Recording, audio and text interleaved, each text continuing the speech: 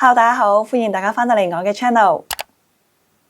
2025話咁快就過咗啦，大家有冇發現呢一年嘅韓系妝容再唔係單純嘅白開水妝，而係演變成更加有個性、更加強調氛圍感嘅全新版本？今日我幫大家整理咗2025十大熱門韓星妝容回顧，我會拆解佢哋背後最關鍵嘅化妝技術，唔係直接叫你搬成張面落去，而係要學習嗰種氛圍感嘅秘訣。你準備好未呢？我哋開始啦！排名不分先後，我哋先由 Jennie 開始。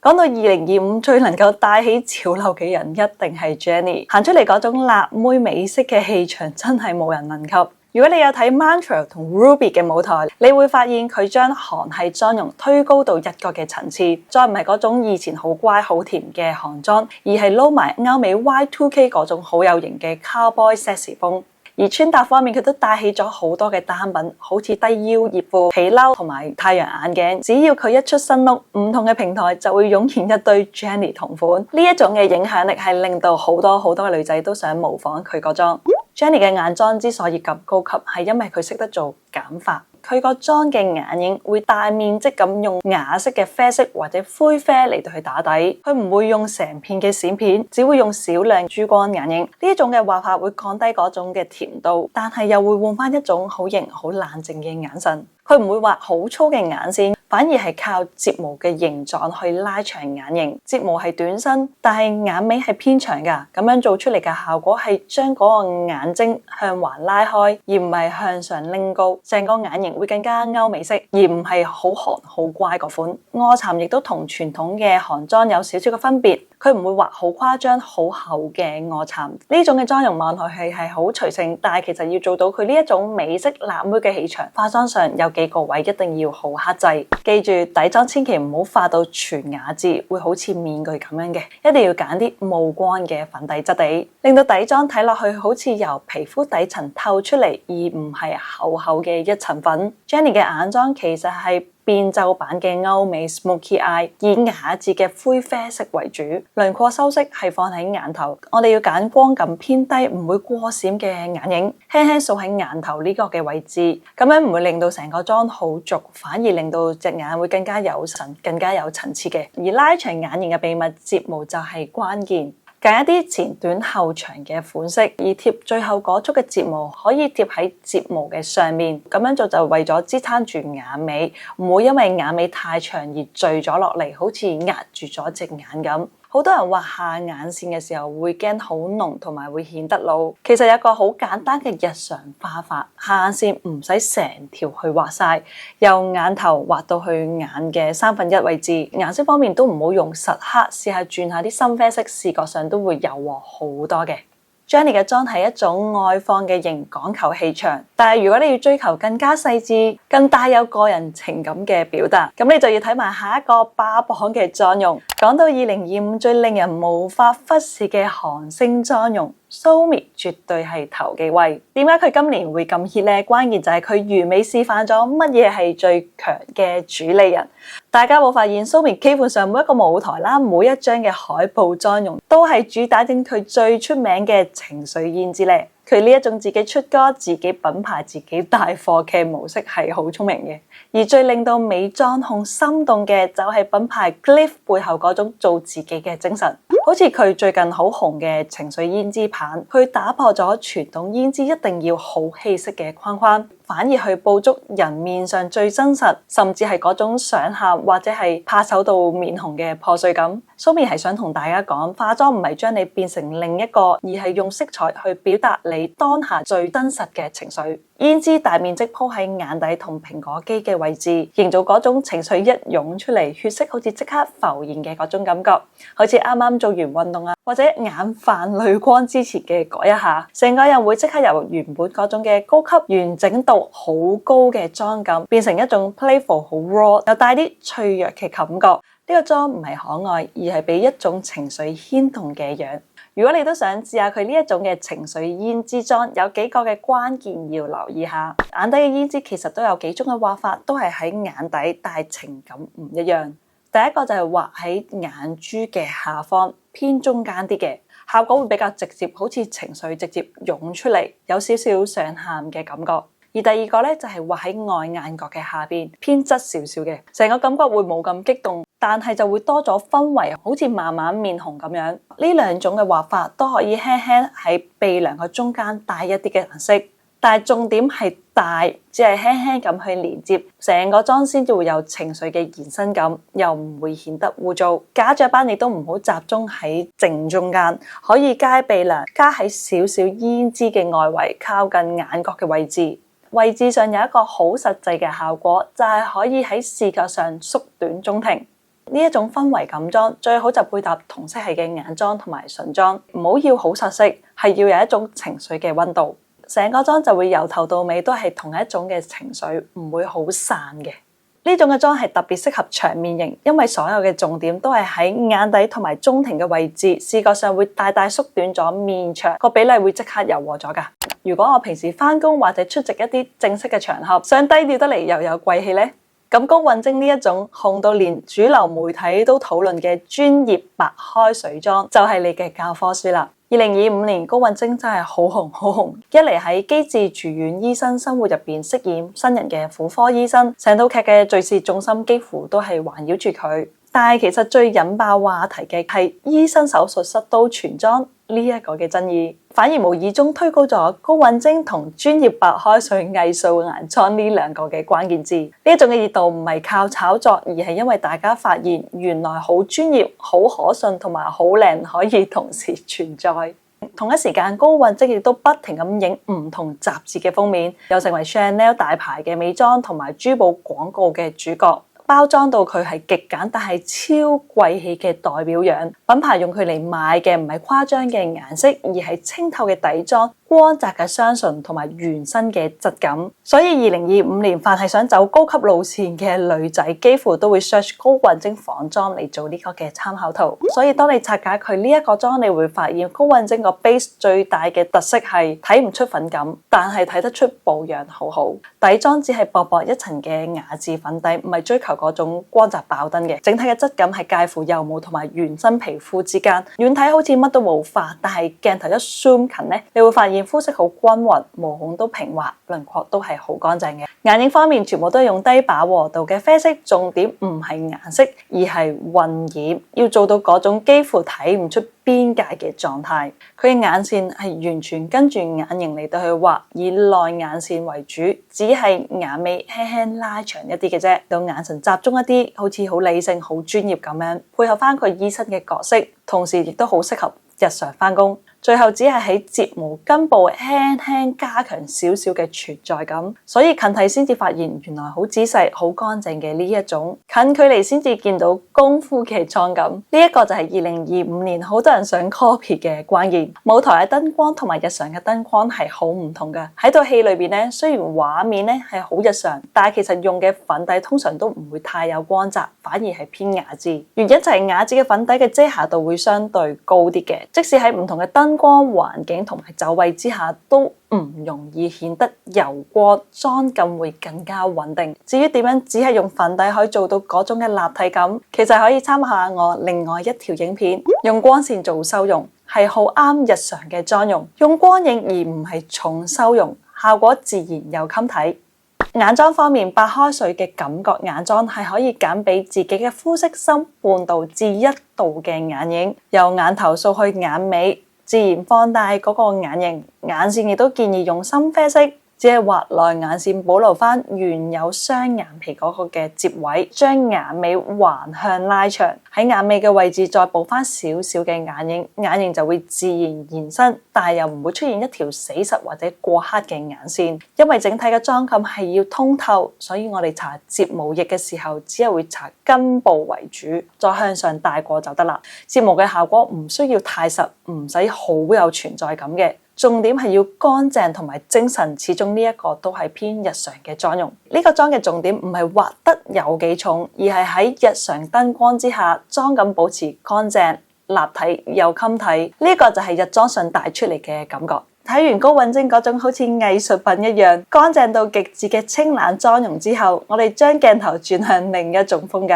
2025講到新一代嘅貓係女團樣，一定避唔開貓嘅 Ella。一出道就有小 Jenny 之稱，加埋混血嘅外形，再加埋 Burning Up 嘅舞台同埋畫布瘋傳，變咗好多人都會攞佢嚟做一個仿妝嘅模板。年尾又宣傳做 MAC 嘅全球代言，等到 Ella 式嘅貓系裝有 K-pop 飛到去全球嘅櫃台，唔同嘅社交平台都成堆人跟住畫同款嘅胭脂同埋眼線，討論度係好高嘅。佢嘅整體風格同埋傳統嘅甜妹韓妝都好唔同，重點唔係乖，而係有一種帶刺但係唔硬嘅氣場。眉毛係偏向野生無留咁，保留翻原身嘅方向。眼型就係前段好銳嘅，後段就上揚為主，而睫毛係刻意做到好濃密，成束嘅妝效。成個眼神會自帶距離同埋侵略性，但係成個底妝同埋胭脂又係奶霧光，帶一啲甜感，成個氛圍就係外表高冷，其實係好 soft 嘅混血初戀樣。如果你都想試下呢一種貓系嘅眼妝，有幾點嘅技術位一定要留意。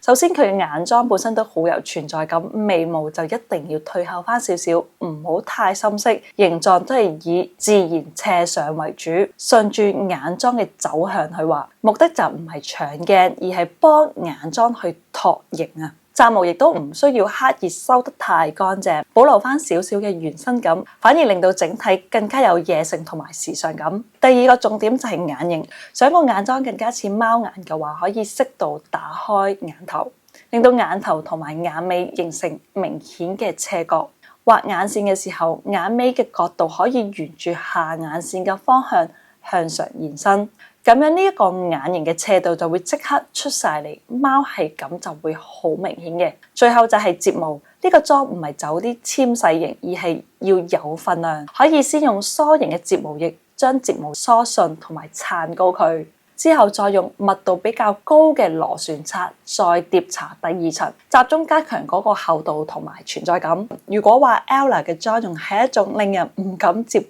嘅藍紅貓系美學，咁接下落嚟呢一位就係可愛同埋玩味嘅代表，就係 Ivy 嘅 Ray。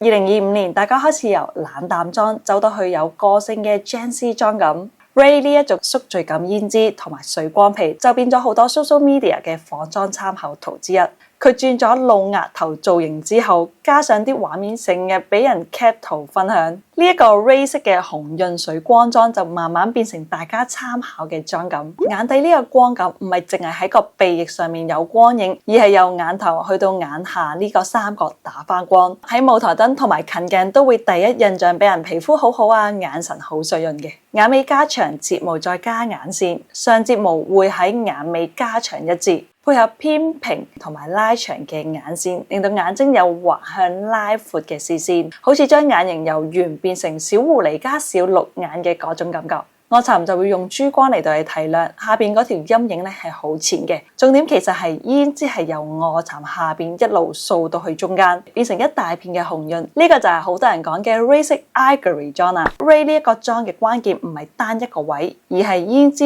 臥蠶同眼下光感要連成一個完整嘅區域。首先就係講胭脂。佢唔係傳統掃喺蘋果肌嘅中間，而係由臥蠶下邊開始，位置都會比較貼近眼底㗎。向裏邊掃，營造嗰種好似冇瞓好，但係皮膚狀態好好嘅宿醉紅潤感。呢個嘅掃法同時都可以修飾顴骨位。眼頭係用偏白細緻嘅光影去做提亮，連住眼底呢個三角位，提亮個範圍就唔好掃到太橫。如果唔係，面型就會拉闊咗。呢一種嘅遠焦光喺近鏡嘅 vlog 或者舞台燈之下，都會第一眼俾人嘅感覺係皮膚好乾淨、好水。臥蠶方面就用淺杏色珠光去做提亮就得啦，唔好成條畫晒佢，重點只係畫喺眼珠前面嗰段，而下邊嘅陰影色就要用非常之淡，而且方向咧係要平畫，再慢慢向下掃為主，唔好向上掃。如果唔係，就會令到顴骨會更加突。最後鼻影可以加翻少少嘅光影，同眼下邊嘅三角位去做翻呼應，整體嘅感覺就會做到 Ray 嗰種好紅潤、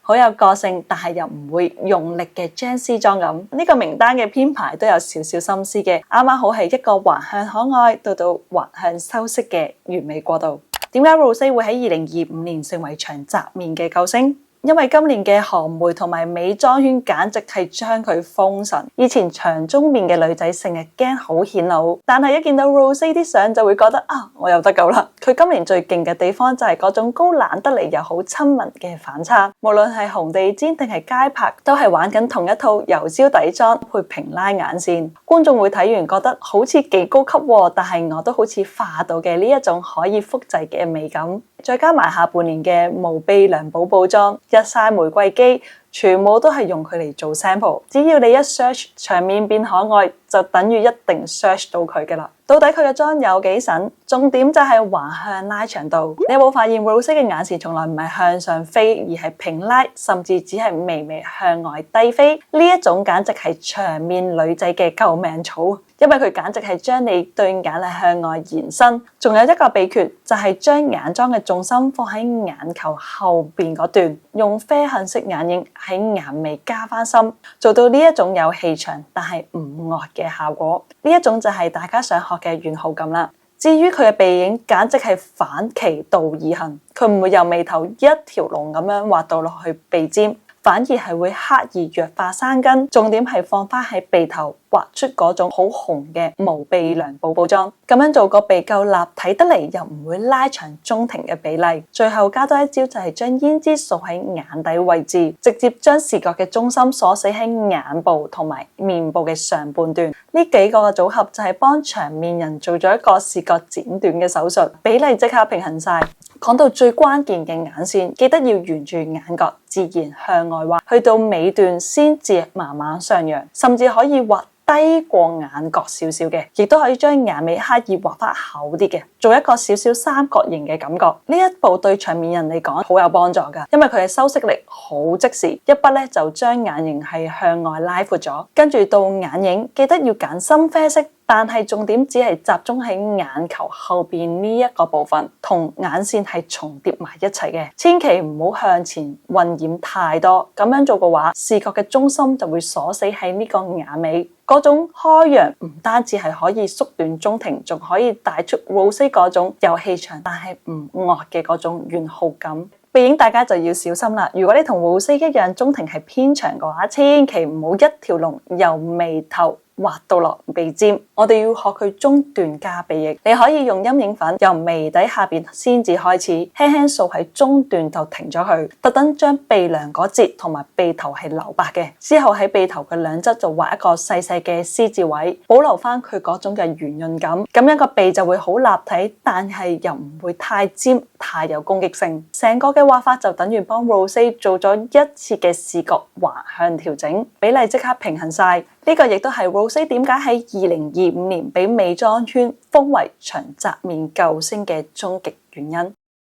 2025年有一個女神再用佢嘅樣話俾大家知乜嘢叫做歲月不敗美人，佢就係宋慧喬啦。2025講到韓劇女主妝或者淡顏始祖，宋慧喬依然係教科書級別嘅存在。今年最驚喜嘅係佢喺《許願吧精靈》入邊嘅煙熏精靈 look， 佢一年裏邊玩轉清純淡顏同埋輕煙熏兩個 keyword， 簡直係引發全網嘅仿妝潮。我哋嚟拆解一下佢2025年嘅妝容新亮點。第一係會呼吸嘅底妝，即使係換咗路線啊，佢依然係堅持嗰種半透光嘅皮膚質感。佢唔會因為要襯煙熏妝就將底妝壓成成塊面都係粉，呢一種透出原生感嘅底妝先係佢高級感嘅來源。第二就係簡化煙熏眼妝，今年最唔同嘅位唔再係以前嘅嗰種超淡嘅眼影，而係改用黑色線包住成個眼影，畫出咗一種清冷版嘅煙熏。你似乎感覺唔到眼影嘅存在，因為眼線本身已經幫佢混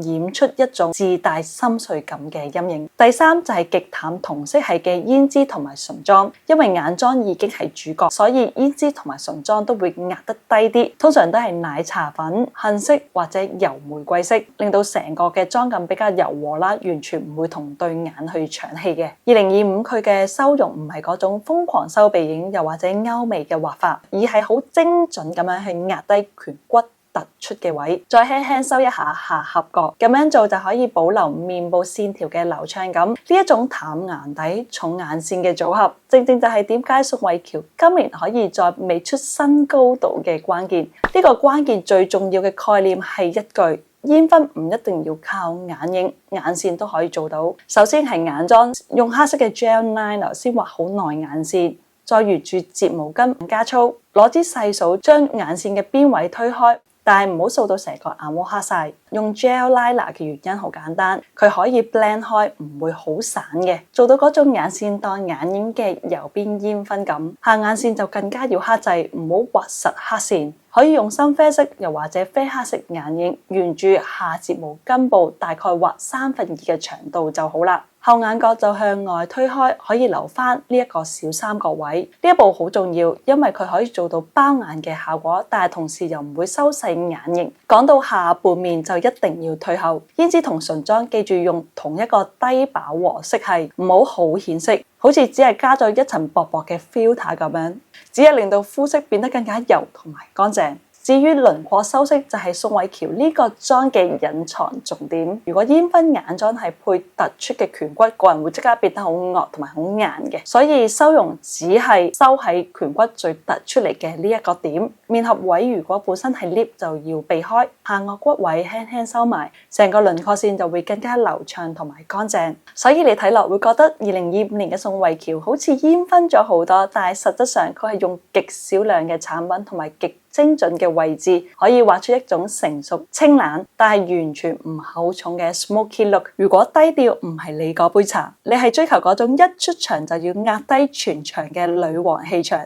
咁你就一定要睇下2025年嘅玲玲。2025年講到大變身，觀眾好自然會攞 aespa 嘅凌藝卓出嚟做例子。一嚟佢喺呢2年裏邊修身成功，加埋雜誌畫報時裝活動嘅曝光率高，再加埋大家不停洗版啊，討論佢初出道同埋而家嘅對比圖，變化係好大，好多人都想抄去仿妝。玲玲天生對眼係好大嘅，2025年舞台妝會特登開眼角，再拉長外眼角，令到成隻眼由圓變長，眼尾向外向上畫。睫毛係前短後長款，幫手托翻高，同時下睫毛亦都刻意做得明顯。遠睇就係一對超級長嘅狐狸感貓眼。第二就係妝感咁重咧，輪廓要夠深先至頂得住個眼妝。如果底妝同埋修容好似平時日常咁淡嘅話，好容易就俾個妝食晒，變得頭重腳輕嘅。所以舞台期嘅玲玲輪廓會加深咗好多，鼻影都比日常明顯，令到五官嘅立體係追得上個重眼妝。鏡頭一打落去就唔會俾光去沖淡嘅。第三就係用胭脂去幫手修飾面型，視覺上令顴骨向內合，面型就會變得細啲同埋尖啲。佢眼妝嘅存在感係好高，所以所有嘅技巧都係為咗拉長撐大頂住鏡頭。首先內眼角建議用眼影去畫，而唔係直接用眼線筆，邊緣會自然啲，亦都唔會太過尖銳。如果你本身眼眉距離係比較窄嘅話，配合前短後長嘅睫毛款，就可以做到眼型拉開，又唔會覺得壓迫。去到眼角同埋下眼尾就係貓眼感嘅關鍵。下眼尾貼嘅睫毛可以微微向下或者平貼少少，呢個嘅角度就可以令到眼型向外延伸，舞台感好強嘅貓眼輪廓，遠鏡頭睇都係特別明顯嘅。因為眼妝已經好重，底妝就一定要夠穩定，建議用雅致或者冇光嘅底妝，遮瑕度高之餘，亦都可以頂得住舞台燈同埋重眼妝，唔會成塊面只係剩翻對眼，整體嘅五官比例會平衡好多。胭脂方面，玲玲呢個妝唔係用嚟扮可愛嘅，係要揀收縮色系嘅胭脂，顏色比膚色深半度至1度，由顴骨外側開始向外掃，同輪廓嘅修飾係連埋一齊噶。咁樣做嘅效果，顴骨視覺上就會向內合，面中就會收翻窄佢，面型就會變翻尖啲、細啲、立體啲，撐住成個重眼妝同埋舞台嘅鏡頭。當眼妝同埋胭脂都比較重嘅時候，唇妝就一定要退後，可以揀裸色低飽和嘅粉色，留翻啲空間俾眼睛做主角。呢一種嘅畫法加埋先至會出到2025年嗰種高冷未來感，但係五官超立體嘅舞台女王氣場。如果話玲玲嘅妝係一種充滿爆發力嘅舞台藝術，咁同隊嘅 Karina 就喺2025年帶起咗另一種截然唔同嘅風潮。網民就係話佢係現實版嘅 AI 娃娃樣，淡妝個樣係吸睛過重妝，唔同嘅平台上面都有超多嘅教學係抄佢，帶動鏡子肌同埋淡眉嘅潮流。Karina 呢個妝嘅關鍵就係明明好淡，但係一眼就記得，成個氛圍就係無害洋娃娃再加淡淡嘅冷感，面細乾淨有距離感，衝擊力唔係靠濃妝，而係靠比例同埋精準度。眼妝方面，上眼皮只係用咗杏色或者係灰粉呢一種嘅淺色眼影，完全係冇大範圍嘅深色去壓住隻眼嘅，但係亦都會配一條好清晰嘅眼線，加埋短身有觸感嘅睫毛，成個眼妝咧就會變得有神有存在感。下眼影唔係畫得好重嘅，而係用眼影去畫出自然嘅陰影臥蠶，對眼會放大得好自然。胭脂同埋唇色係同色系，多數都係粉色或者偏藍嘅玫瑰調，睇落皮膚好乾淨，氣色好冷靜嘅感覺。眉形就用淡色，弧度唔大嘅，整體嘅效果就係好似天生就係呢一種嘅娃娃冷艷樣。Karina 呢個妝眉形係最大嘅關鍵，眉毛建議用低飽和度嘅啡色，畫法係偏直，但係眉底就保留翻少少嘅弧度，粗幼適中，濃度要壓低佢，再用貼近髮色嘅眉膏，咁樣可以做到兩個嘅效果：一係柔化面部嘅線條，二係向上提拉個比例，又唔會同隻眼去搶氣。眼線方面可以用 gel liner 或者液體，由眼頭畫到去眼尾，再向上飛。畫完之後可以用少少嘅遮瑕去修飾眼線，令到條線會更加乾淨。呢個妝唔需要深色嘅眼影，就係要留翻嗰種嘅透感，眼神先至會乾淨有 AI 感。胭脂唔好放喺蘋果肌嘅中間，而係由眼尾掃到去顴骨一帶，成個面會變得更加細同埋更加立體。唇妝就要配合同色系，上唇可以畫翻高少少，下唇保持自然圓潤，可以改善上下嘅比例，令到中庭冇咁長。成套嘅畫法就係大家話 Karina 呢個妝低難度，但係效果好誇張嘅原因。終於嚟到最後一位，亦都係2025年美妝界嘅壓軸大戲張元英。如果要揀一個可以代表2025年 K-pop 美妝走向嘅例子，張元英一定上榜。佢將可愛、紅潤、光澤推到一個高級又唔土嘅新高度，成功帶起奶紋光澤肌 Overbrush 嘅氛圍感胭脂。海外嘅媒體都點名提到佢對全球 K-beauty 趨勢嘅影響力，韓星、化妝師同埋美妝 blogger 都全面跟風，直接將 idol 妝容嘅標準推到去另一個嘅版本。元英妝容嘅特色，2025年嘅底妝重點係一種隱約發光嘅質感，光澤主要嚟自光感嘅層次，而唔係出油。第二，眼妝唔係走銳利嘅路線，而係全面放大感，臥蠶存在感明顯，外眼角眼影向外延伸少少，下睫毛亦都刻意加強，結果就係令到對眼正面同側面都顯得好圓好大。張元英嘅胭脂已經再唔係提起色咁簡單，而係直接變成妝容主角之一。顏色偏粉紅、蜜桃或者奶玫瑰調，會掃到顴骨、鼻梁甚至下巴嘅位置，視覺嘅效果就係面部會更加立體，但係同時更加幼態，帶少少嘅天真甜美。被保護感，亦都係佢最標誌性嘅氣場。唇妝係玻璃果凍唇，唇色多數都係水潤粉紅或者果凍玫瑰調，外層有漸變，營造一種微微凸起嘅少女感，整體係可愛有生命力。點樣可以化到張元英2025年嘅氛圍感？眼妝嘅關鍵唔係濃，而係要擴張感。內眼簾位置可以用珠光筆細緻嘅光影，輕輕做翻提亮，視覺上可以放大眼白嘅比例。自然放大術，用陰影粉加喺睫毛嘅根部，由眼頭開始畫到落去眼尾，眼尾就向外向下掃，唔好畫實線。重點係要做出嗰種自然陰影嘅層次，配合睫毛向外延伸出少少嘅長度，唔使好誇張，但係成隻眼會即刻顯得大咗同圓咗，好符合元英嗰種無辜大鹿眼嘅效果。胭脂就由眼底外眼珠下邊開始，再兩側掃開。眼底胭脂可以做到明顯減齡嘅效果，令到面部中庭視覺會短咗嘅。用細緻嘅光影掃喺顴骨嘅位置，目的係提亮輪廓，唔係做出明顯嘅反光，似翻皮膚本身嘅光感，先至可以同張元英呢一種嘅玻璃妝感夾到。鼻側就再掃少少同色系嘅胭脂，可以令到陰影會更加柔和。畫玻璃唇嘅時候，注意唔好用啲太水光或者太透明嘅產品，如果唔係會顯得好油嘅。正確嘅做法就係先用有遮瑕力嘅唇膏，輕輕修飾咗原本嘅唇色先，再疊加一層低飽和度嘅粉色或者玫瑰調嘅唇膏，咁樣做出嚟嘅唇妝層次就會好靚，亦都會持久一啲。好啦，以上就係我為大家整理嘅2025年10大韓星熱門妝容。唔知大家有冇發現呢10個妝嘅風格都好唔同，但佢哋都有一個共通點，就係唔再盲目追求好白好完整，而係透過化妝去突出自己嘅個性。無論係 Jennie 嘅型、高允貞嘅清冷，定係張元英嘅奶紋，最重要係令到你覺得最有自信嘅嗰種氛圍感。希望今日嘅拆解可以俾大家喺模仿嘅過程入邊揾到最啱自己嘅化妝公式。如果中意影片嘅內容，可以俾個 like 我，留言訂閱我嘅 channel， 亦都可以 follow 埋我嘅 IG， 有其他嘅教學短片。我哋下次見，拜拜。